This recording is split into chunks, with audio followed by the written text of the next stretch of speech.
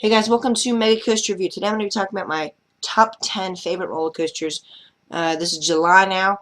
My other list, which was 3 or 4 months ago, was before I had gone to Carowinds, and my opinions have changed on some of these roller coasters because I've become more of an enthusiast over these past couple months.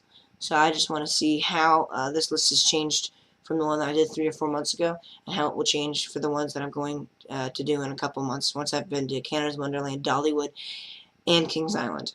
So I'm sure this list will change, but for now I just want to see what my favorite coasters are right now. So at number 10 we have the B&M Invert Afterburn, and I was really impressed with this coaster. It was really short, but it was really to the point. It was really thrilling, had some very smooth transitions. It was very, very smooth, which is shocking, because when I first heard that lift hill I was like, Alpengeist 0.20, and then it turned out this coaster is very smooth and very smooth transitions. I love that Batwing element there. I love this coaster. It's very fantastic. I really do think that Carowinds got a really good coaster here. And sadly, I do think Banshee will probably beat this coaster once I've ridden Banshee. But for now, Afterburn sticks at number 10. And sadly, this will probably be the last time Afterburn's in my top 10 ever, probably. Next is number 9, Top Thrill Dragster. And I know you guys are out there saying, Top Thrill Dragster, that coaster is like, it's fun, but like, why is that in his top 10? And let me just tell you, I'm a fan of speed. I love that effect that you don't know when the launch is coming. Like, it takes for a while. You're just kind of sitting there waiting and anticipating that launch, and then it finally happens. And you're like, whoa, and it like shoots you off. I love that element. I love the view at the top of this hill, and I do think this coaster will probably not be in my top 10 after this month. But this coaster is still, you got to give it up for Top Thrill Dragster. It's a great coaster. It's really fun, very thrilling, and it's just all around a great coaster. Number 8, I'm going to have Gatekeeper, the B&M Wing Coaster. And let me just tell you, all you got haters on Gatekeeper. I've actually grown. It used to be like number 10 on my old list, I think. But I've actually grown to like it even more, even though I haven't been riding it at all. I just love it. And I do think it'll probably, yet again, drop out of my top 10.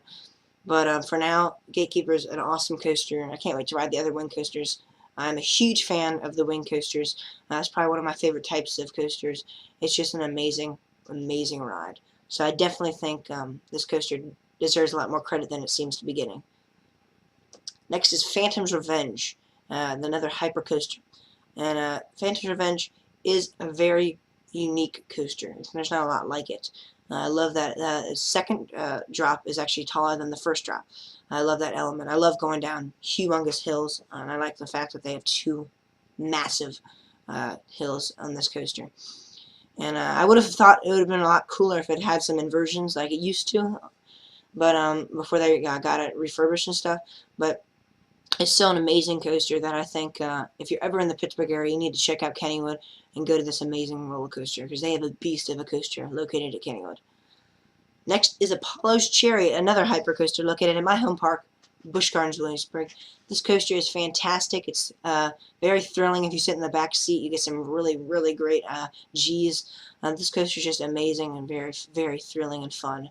I know I said before, and I'll say it again, this coaster gives amazing airtime. It gives amazing night rides, actually, if you want to check out a night ride at Busch Gardens on Apollo's Chariot. And this coaster, I don't think there's anything really bad about this coaster, other than, you know, sometimes there's some long waits, but, you know, obviously there's going to be long waits on any coaster. But this coaster is still amazing. I love this coaster, and it'll probably stick closer to the top.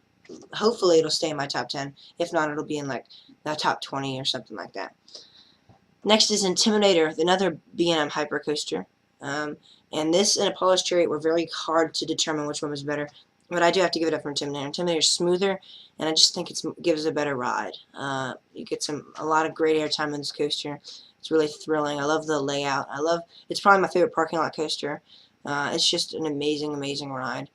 I guess you can call Fury a parking lot coaster too, but I don't really consider, because it's not like all in the parking lot. Most of it's back towards the station of the coaster.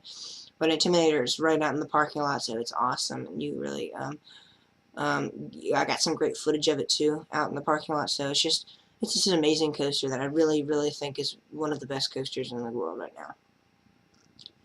Next at number 4 is Millennium Force, the Intamin Giga Coaster, and oh my gosh, this coaster is awesome. I love it. It is overrated. I will give it to you guys. It is a little overrated. I was expecting it to be like my #1 favorite coaster when I went there, but it did not get up there. Even before I'd ridden anything else, it still was not my #1 favorite coaster. It was just too bland. Like, it's thrilling and stuff, but you don't get those like intense moments you do on Fury and Intimidator. I don't think it's not as intense as either of those coasters. So I don't know if that's my opinion. I don't think it's as intense as some of those other roller coasters. So I'm just not huge of a fan of it. I do really like it and really do enjoy it. It's an amazing coaster, but I just don't think it's as intense as some of these other roller coasters out in the country right now. Next is Intimidator 305. This is an intense coaster. I was talking about how Millennium Force is an intense. This is the most intense coaster I've ridden, and I think probably one of the most intense coasters I ever will ride. Wow. I mean, I'm so fortunate to have this at my home park, so I get to ride this like every year. This coaster is amazing, so intense, and other than the intensity, it still is a great ride. You got those bank turns. I love those bank turns. I love the compact layout, and it's just an amazing, amazing coaster. Next is Maverick, the Intamin launch coaster. And wow, this coaster is so unique. I've never ridden anything like this coaster. I love that it launches you up the lift hill. That's really a great element of the ride. This coaster is just full of unique and special elements. You get some really surprising elements in there.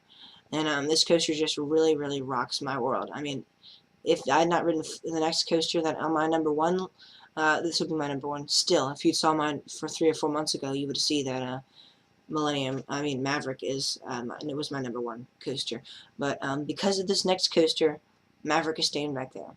And that coaster is, you guys guessed it, Fury 325, the B&M Giga Coaster. And I am so amazed by this coaster. I love everything about this coaster. There's not one thing I don't like about this. The restraints are awesome. The smoothness of this coaster is awesome. The speed of this coaster is awesome. The airtime, you get some really good airtime. You get some awesome elements in that coaster.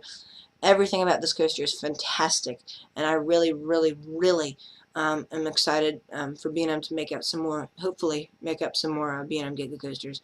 I will be riding Leviathan, and I'm actually very excited for that because it looks very similar to a Fury. I don't think it's going to be better. I'm not saying that. I'm just saying it looks similar, and I love the B&M Giga Coaster Fury, so I'm hoping I'll really enjoy the Leviathan. So that is it. If you want to recap, Fury, #1, Maverick, #2, Intimidator 305, #3, Millennium Force, #4, Intimidator, #5, Apollo's Chariot, #6, Phantom's Revenge, #7, #8 is Gatekeeper, Top of the Jackson, #9, and #10, Afterburn. All of these coasters are amazing.